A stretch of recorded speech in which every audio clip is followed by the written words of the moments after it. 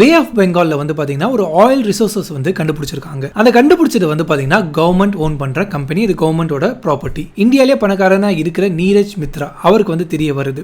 So அவர் இந்தியாவில் பணக்காரனா இருக்காரு, உலகத்திலேயே நம்பர் 1 பணக்காரனா மாறணும்னு நினைக்கிறாரு. ஸோ இந்த கவர்மெண்ட் கண்டுபிடிச்ச இந்த ஆயில் பேஸ் ரிசோர்சஸை அவர் சொந்தமாக்கிக்கணும்னு சொல்லி பார்க்குறாரு. நெக்ஸ்ட் வந்து பார்த்தீங்கன்னா பிஎம் கூட வந்து ஒரு மீட்டிங் செட் பண்ணுறாரு.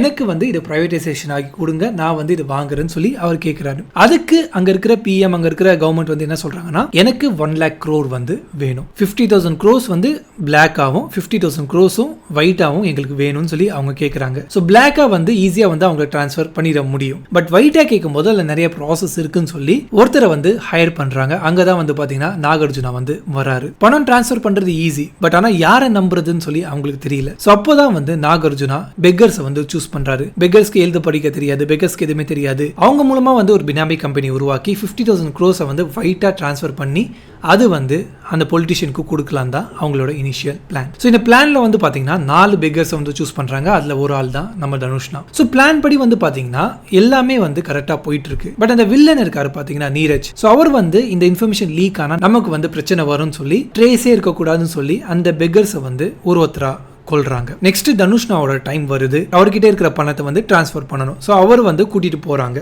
கூட்டிட்டு போய் அந்த டிரான்ஸ்ஃபர் பண்ணதுக்கு அப்புறமா அவர் கொல்றதுக்காக போகும்போது அவர் அங்கிருந்து தப்பிச்சிடுறாரு.